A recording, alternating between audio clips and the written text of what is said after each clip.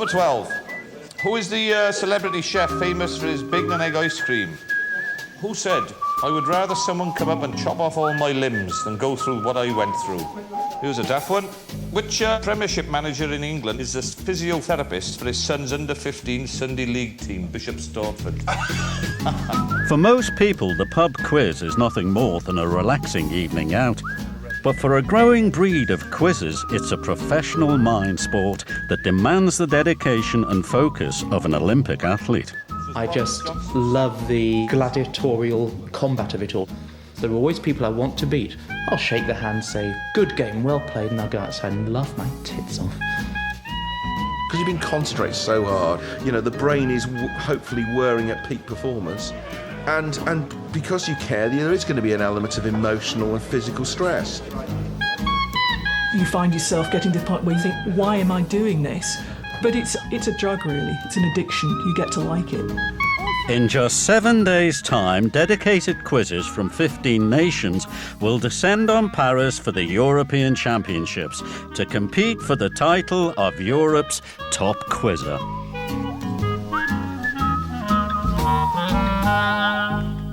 CJ Deui is a professional quizzer. He earns his living as a resident team member on the television show Eggheads. Quizzing now is my full-time job. Fine, I mean, Eggheads is obviously my main source of income, and that only takes up 4 or 5 weeks a year. But in order to compete at that level, I've got to be working 5 or 6 hours every single day, 7 days a week. So who won this Australian Open? That's Australian Masters even. Justin Rose. CJ is so committed to improving his ranking that he's recently moved to Wales, a hothouse of top-level quizzing. I lived in Brighton, and there's absolutely nothing there. There is no Sussex Quiz League. There's the occasional pub quiz, most of which are very poor quality. And I was absolutely starved there. I moved to Wales, and for the first 6 months I was here, I went to pub quizzes 5 or 6 nights a week. Level. With 3 days to go, CJ and his personal quiz coach, Mark Labatt, are training hard. You'll start off a 10. The last 7 American vice presidents. Oh, you bastard. Absolutely. Any order. Dick Cheney. Yep. Al 2001. Gore. 1993. Quizzing has, in the last few years, proved to be quite profitable. Up until, basically, I've never had to pay for any car I've owned. I've either won the money through pub quizzes and quiz machines. I was also lucky enough to be on a few quiz shows that have paid out some good money, most noticeably Who Wants to Be a Millionaire, where I managed to get 32,000. But I wish I knew all about Miss Miller's feeling for snow, otherwise it'd been a lot more. And you've got 7 seconds to answer it. Fine. In metres, what is the height of the highest point in Botswana? 3,846. You're only 260%, 160% out, rather. I've been doing so much work, and especially on the subjects that are going to come up this weekend. How's your Slovenian sociologist? I only know 7. CJ's greatest rival is Beth McClure, one of the few female quizzers on the circuit. You say to people, oh, have you seen Eggheads? Oh, yes. You know CJ? Yes. He's like my biggest rival. It's like, oh, really? It's like, you must be really good. It's quite nice to have that thought about you. Unlike CJ, Beth has a full-time job. She works for the Health Protection Agency, analysing the antibiotic resistance of gonorrhea. How many people are going?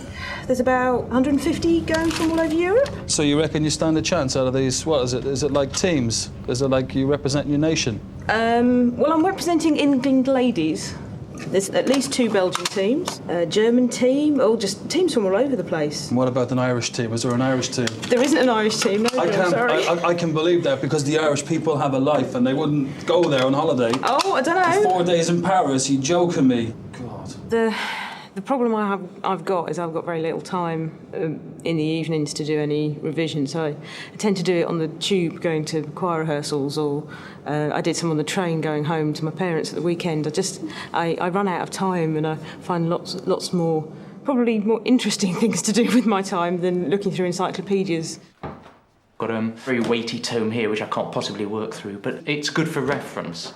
I think over the last 2 months I have been doing nothing but questions on European history and European geography. I've put in about 150 man-hours. Now, at something like the European Championships, which is an annual event, there's bound to be lots of questions about the year in review. I have a lot of files on my computer. Now, I'm not taking the computer with me, but fortunately my phone has got a computer in it, so I can download them all. Nothing like being prepared. Do you get nervous before the competition? I do, but that's mainly because I don't want to make a complete prat of myself rather than the actual competition itself.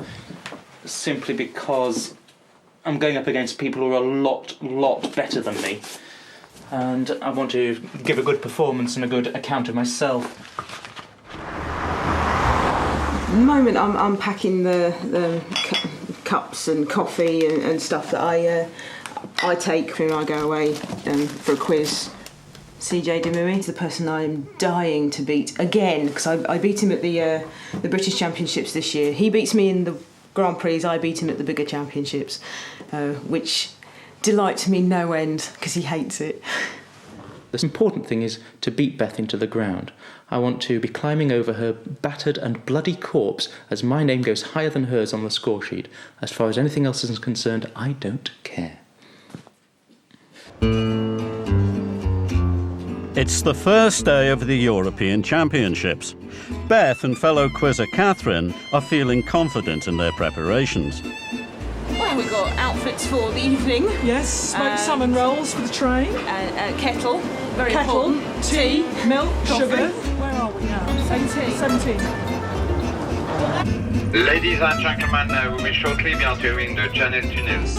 Faced with 150 of Europe's finest quizzes, they make the most of their last chance to revise. And the Black Star is Ghana, because that's what their football team is called. What's the capital of Cameroon? Yaoundé. Now you've got the capitals, yeah. It's the scruffiest one. It's the one I've had longest. With less than 2 hours to go till the first quiz, Beth and Catherine bypass the city centre and head straight for the suburbs.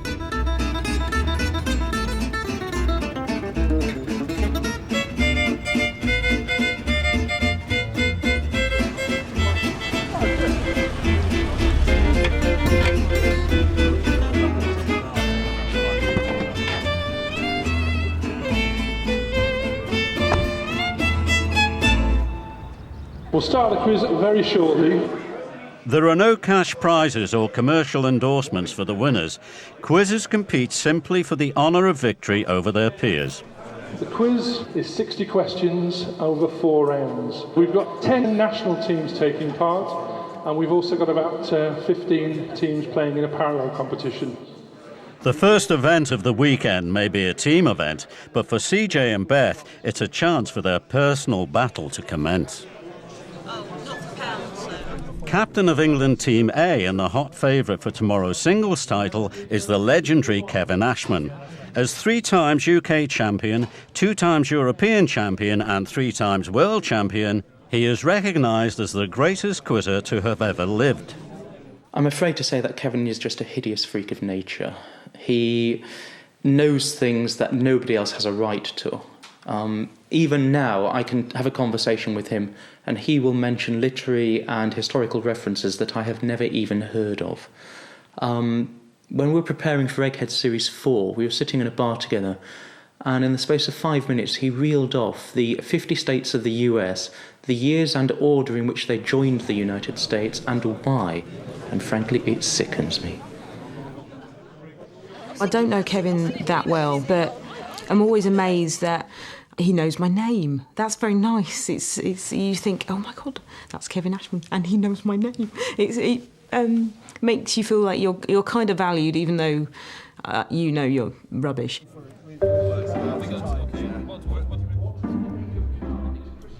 Eisenhower and Italian surrender. What's the name of this man who replaced Mussolini as... No idea. It's not Ciano, is it? Try it. I've done my bit.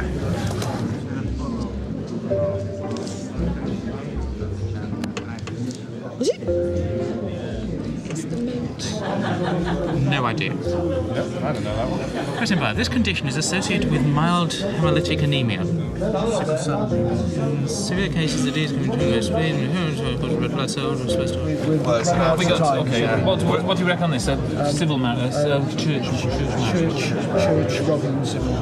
Here's the answers. What was unusual about the wedding? Well, Eric was dead. No. Under French law, it's possible to be married after your death.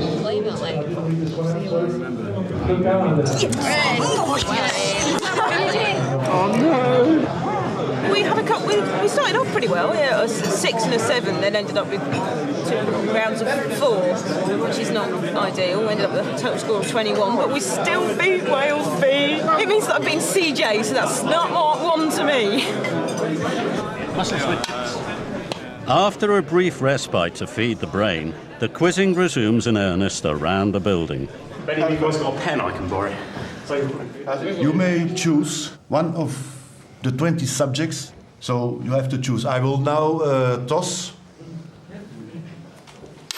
Hit. She was on set of stage sets for the ballet Russe. What was the name of the artist whose work you see? And now for 3 points. This medium-sized Central South American cat is closely related to the puma. Looks a bit like an otter with short rounded ears. Which cat? Norway? Jaguarundi. Jaguarundi is correct.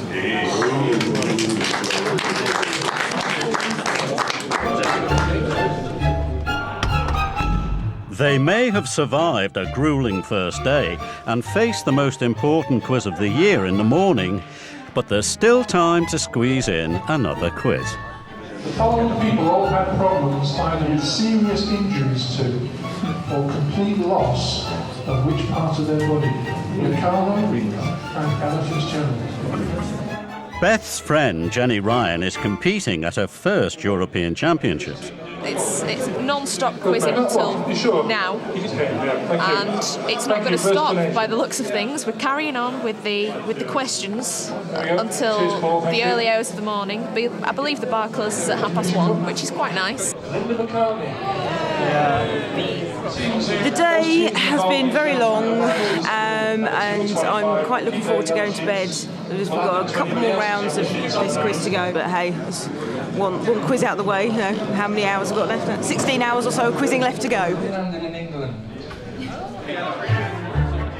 The winners of the 100 metres in the Olympics, nearly all of them have been born in places that are also Falmouth, Jamaica, Ben Johnson. Nympha Christie was somewhere there is Kingston probably. While Kevin Ashman and friends talk quizzing into the early hours, CJ does some last-minute revising for tomorrow's main event and his showdown with Beth.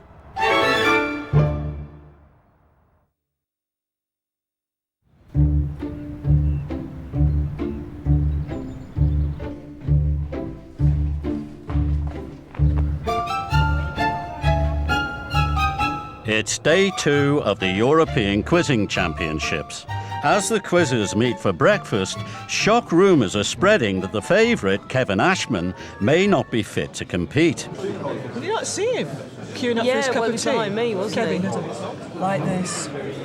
If Kevin's not well, are there any of the Europeans that would... I don't know anything about the competition, you see. You guys have been before. But there's Nico Patton. Well, it's not going to be any of us, though, is it?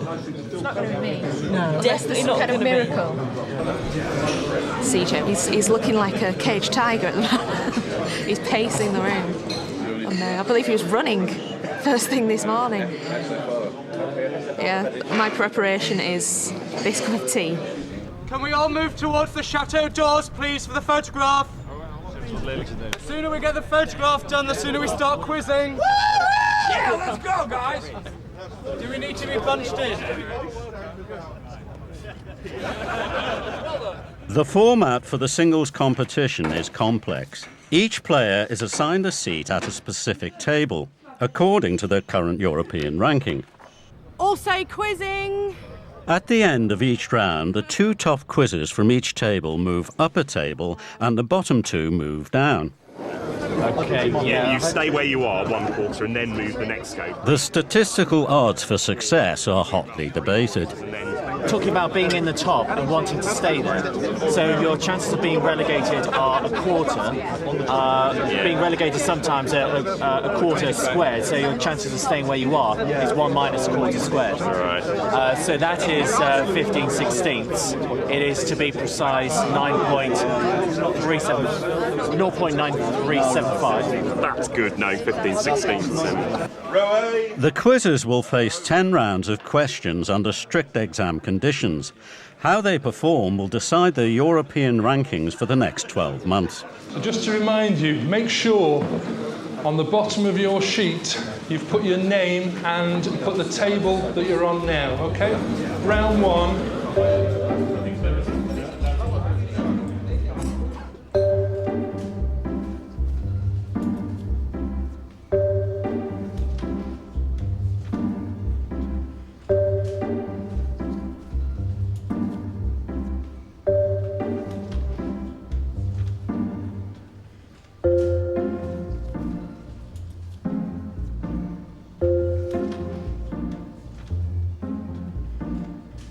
It's very much like an exam, an old-fashioned exam. It's, you know, there's 100 odd people in a quiet room, and you find yourself getting to the point where you could cheerfully bang your head against the wall, and you think, why am I doing this?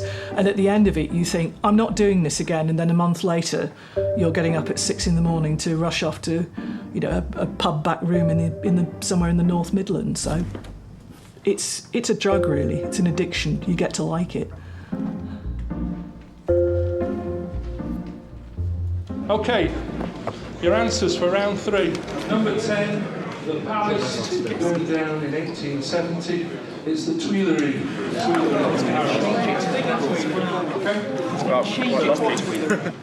The telecommunications firm named after a cave in Sardinia is Tiscali. Oh, we all got 2. You all got 2. Right, aggregate score. Okay, when you've done...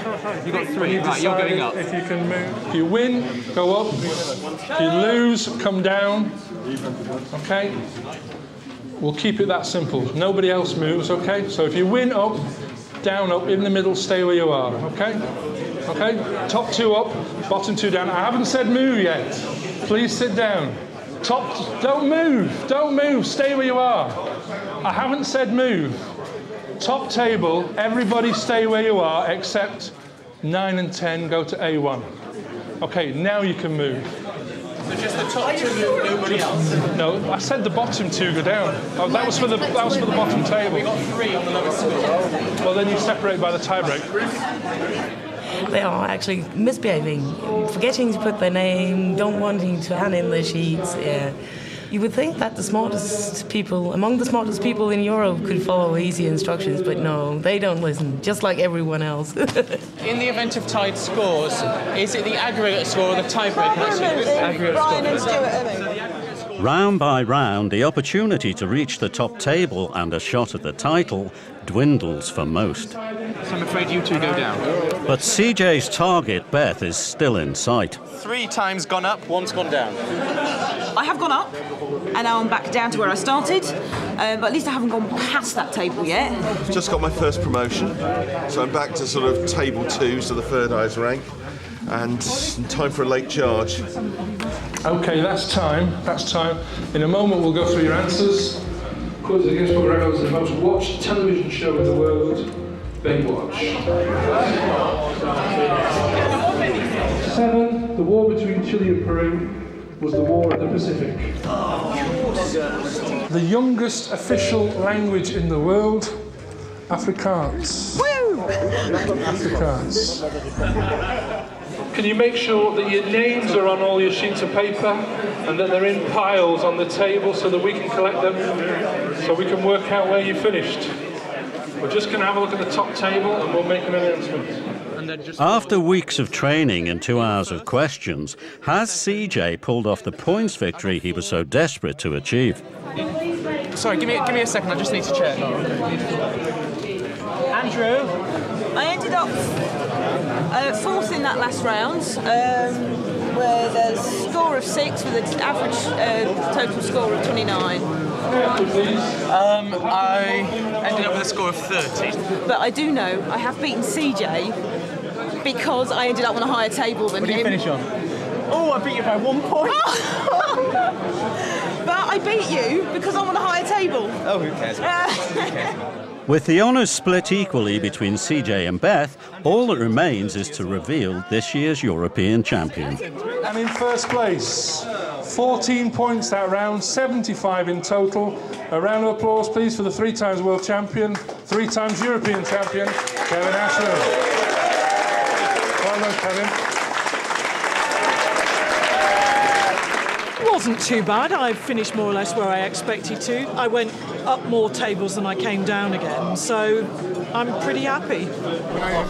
It really is like, it's like the sort of the mental equivalent of the physical satisfaction of getting all your mental exercise that you would from playing a really strenuous game of squash. It's the mental equivalent. Well, I got my aim as well. I had my 3 targets of Stuart, Beth and Andrew Teal. I beat Stuart, I beat Beth and Andrew Teal and I tied. Oh well. How will you be celebrating tonight then? Not with alcohol, I'll tell you that, not after last night, which is why I'm not feeling too great today. So. What happened last night? Well, I just stayed up late. The fun quiz finished late.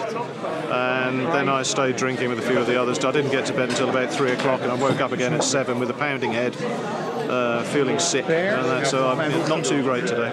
Amongst the celebrations, there is one major surprise.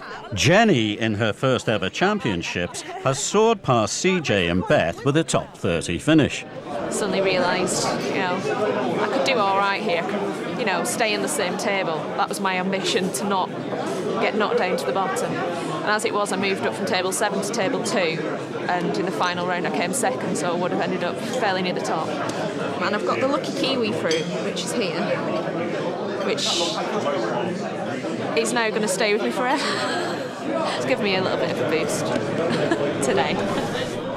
It's my pleasure again to invite Kevin Ashman up to receive his award as a European Quiz Champion. Well done, Kevin. Obviously, you can see how much it means to him to be European champion for the 3rd time, and the spontaneous standing ovation he got from people. I remember once somebody said respect is a rock-hard currency, and you see it here. You can't buy that sort of respect. Money isn't.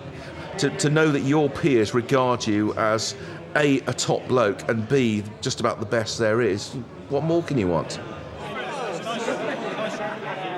He would be the perfect role model for children now who probably think that being bright is something to be ashamed of, and it in no way is. Not awful. We're not weird. We are geeks. Well, I put myself in the geek category, being a scientist and a quizzer. We're not like to be put on a hill and pointed at or burned at the stake. We learn things. Some people can kick a ball. We have the ability to recall knowledge. It's a similar thing. With the honour, the rankings and the title all decided for the next 12 months, the quizzers can finally relax. The country that the Slovak Republic referred to as Rakusko is Austria.